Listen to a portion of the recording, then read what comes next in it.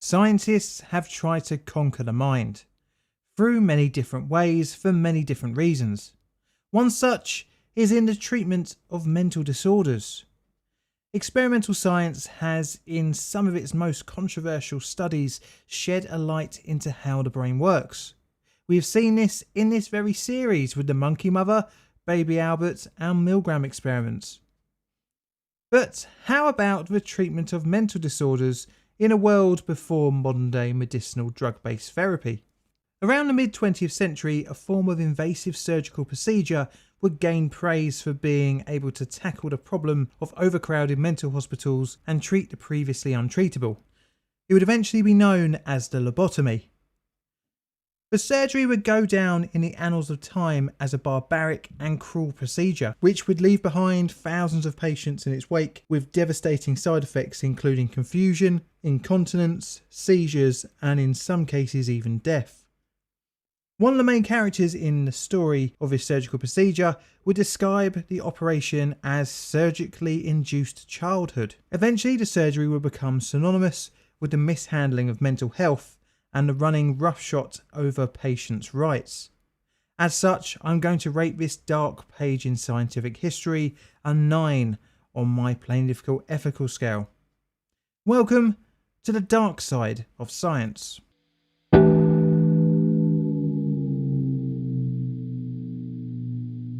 It is the turn of the 20th century. Mental health institutions throughout Europe and the USA have become dangerously overcrowded. During the 19th century, where scientific discovery took leaps and bounds, many attempts to treat the mentally ill had failed, leading to a large population of incurable patients.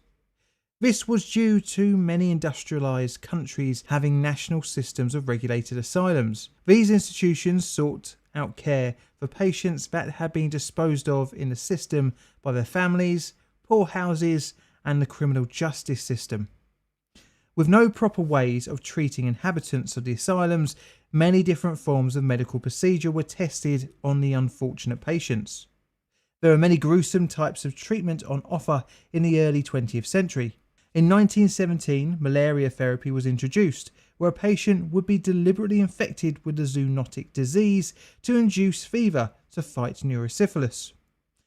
In 1920, the barbiturate-induced deep sleep therapy for premature dementia, aka precocious madness, or in its modern name form, schizophrenia. This treatment used drugs to keep patients unconscious for days or even weeks. In 1927, you might have been given insulin shock treatment, which used the peptide hormone to induce daily comas. In 1934, patients could be prescribed with the first type of seizure therapy, where a patient would be deliberately induced into convulsions by the use of PTZ. This therapy would be superseded by the more familiar electroshock therapy. Although these treatments could cause long-term lasting psychological and physical trauma, the patient had not undergone a surgical procedure to eradicate the disorder. But in 1935, in Portugal, a doctor named Antonio Moniz would change this when he performed the first leucotomy on a patient. The leucotomy, in its most basic form, was the deliberate damage of brain tissue in order to treat mental illness. The name would later be changed to a more recognisable name when the procedure spread across the Atlantic Ocean, but that will come later on in our story. The thinking that inspired Moniz was that mental illnesses originated from abnormal neural connections in the frontal lobe. Moniz had seen the after effects of soldiers who had received injuries to the front lobe, in which the veterans would show a calm and quiet disposition. The brain is made up of two types of matter, grey and white. Grey matter is the brain's neurons and associated blood vessels and extensions. The white matter is the nerve fibres that connected to the areas of grey matter and carry messages between them through electrical impulses. Moniz theorised that by severing the white matter fibres from the frontal lobe would improve the patient's mental illness. Although in theory this might make sense, the connections within the brain in reality are far more complex than what was thought at the time. The grim procedure in its first form would would involve drilling holes in the skull either side of the prefrontal cortex and injecting the connecting fibres with alcohol to destroy them. Moniz found this method to not yield very good results due to the solution damaging much more than the white matter. A tool was developed called a leucotomy, which looked like a long stick with a retractable wire loop inside. It allowed the operator to insert a metal loop into the brain, which was used to sever the white matter by extending and then retracting said loop. The process cut 6 cores in the white matter of each hemisphere using the new tool. Because the procedure involved cutting through the skull, the patient had to be operated on in a proper operating theatre under general anaesthetic. To test the theory, Moniz enlisted neurosurgeon Almeida Lima to conduct the surgery on 20 test subjects. Of these initial 20 patients who were suffering from depression, schizophrenia and anxiety, Moniz claimed 7 cures, 7 improvements and 6 unchanged cases, although the results were open to interpretation. Moniz claimed that the risk of some behavioural and personality deterioration outweighed the debilitating effects of severe psychiatric illness, which is understandable when taking mental health care at the time as a contextual background. A second set of patients were operated on due to the success of the first trial. These 18 patients all suffered from schizophrenia, and 3 were considered as almost cured, and another 2 had also become improved. Moniz did conclude that patients that had deteriorated considerably from their condition pre-procedure did not benefit much from the operation. In a well-known quote from Moniz, he described his radical new surgery. Prefrontal leucotomy is a simple operation, always safe, which may prove to be an effective surgical treatment in certain cases of mental disorder. The procedure would eventually earn Moniz a Nobel Prize in 1949. But initially, Moniz's new way of treating the thought to be untreatable was widely derided by the medical community. In 1936, Moniz published his results through articles in the medical press and a monograph, but to little attention. On the 26th of July 1936, one of his assistants gave a presentation at the Parisian meeting of the Société Médico-Psychologique on the results of the second test subjects, the 18 people suffering from schizophrenia leucotomized by Lima. This meeting wouldn't go down well, as the lead doctor at the institute in Lisbon, who had supplied the first set of patients to Moniz, was also in attendance and widely denounced the after effects of the surgery, saying that patients who had returned to his institute post-operation were diminished and had suffered a degradation of personality, further adding that the initial results of calmness and improvement were more likely attributed to the severe shock of the surgery and ultimately from the horrible brain trauma that the procedure induced on its victims. Many other physicians denounced the procedure, but bizarrely, this isn't the end, as several individual clinicians thought Moniz's leucotomy could be useful on an experimental basis on severe patients, and as such, the surgery was spread throughout Europe and even to the US during the mid to late 1930s, and this leads us down an even darker path. It is here that we are introduced to American doctors Walter Freeman and James W. Watts. Inspired by Moniz's new surgical procedure in 1936, the duo performed their own leucotomy. Walter had learned of the procedure after a chance meeting of Moniz at the London-hosted Second International Congress of Neurology in 1935. The American was fascinated by the surgical technique. Upon returning to the US, Freeman started communicating with the Portuguese doctor. Moniz, during the correspondence, promised to send a monograph on leucotomy and urged him to purchase a leucotome of his own. Upon receiving the paper on the procedure, Freeman reviewed it and set about with his colleague Watts on experimenting with the surgery, which led to September 1936. Seeing flaws in the surgery, Watts and Freeman developed their own variation, which renamed the procedure the standard prefrontal lobotomy, to differentiate it from the Moniz method. This version severed more of the white matter and would be the de facto method moving forward for lobotomies performed in operating theatres. Walter thought that the lobotomy could be streamlined even further still. The new standard procedure had the same shortcoming of the Moniz method, and that was access to the brain. You see, cutting through the patient's skull required the operation to be conducted in an operating theatre, with all the trappings, anaesthesiologist, qualified surgeon, hygiene, and so on and so forth.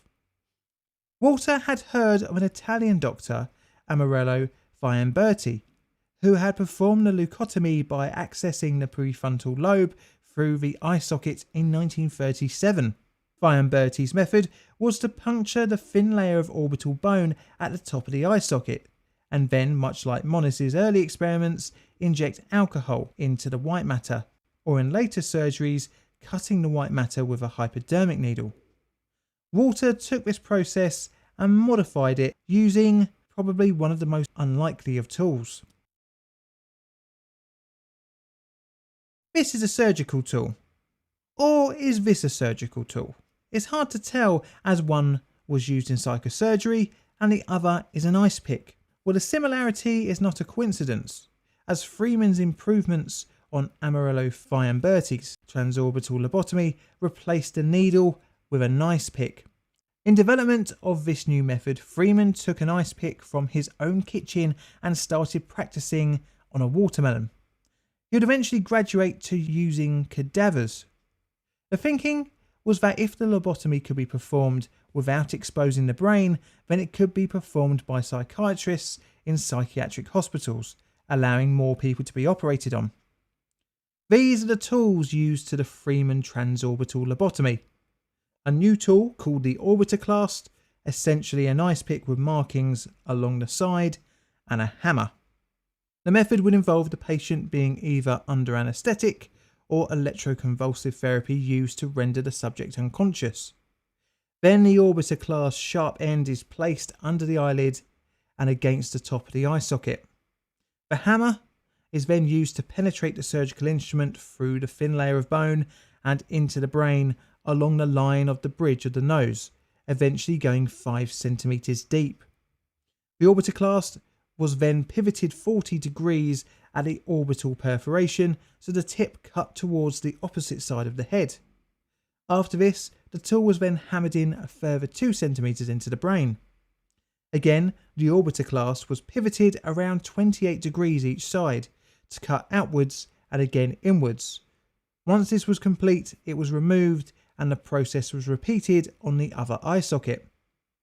The first patient to receive the procedure was in 1946, but once Freeman's partner Watts had heard about this new method, he left their practice, disgusted at the transorbital lobotomy.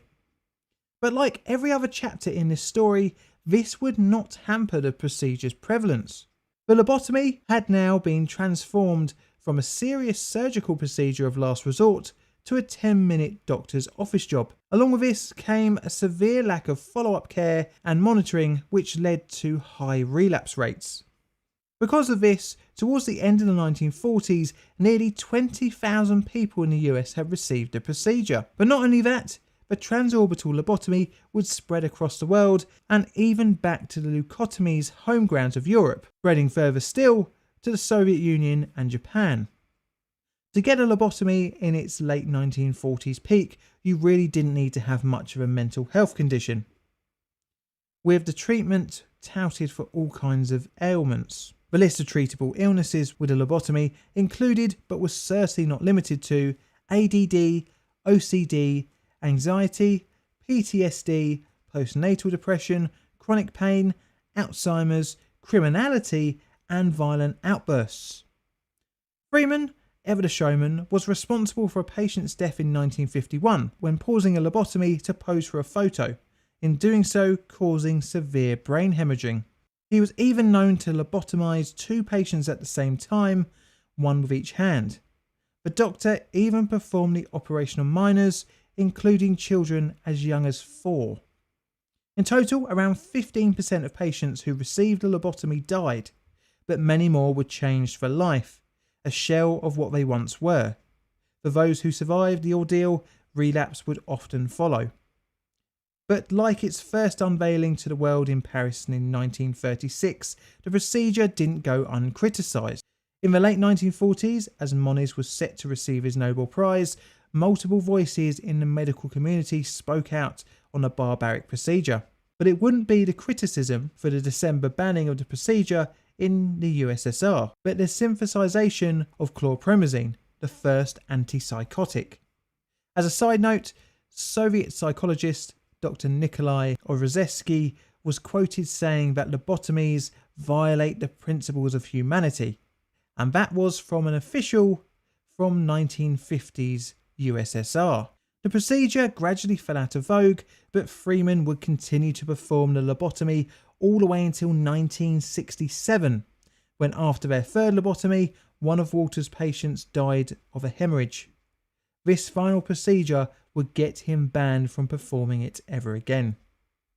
The USSR wouldn't be the last to ban lobotomies, as even Moniz's Portugal would disallow the procedure from use.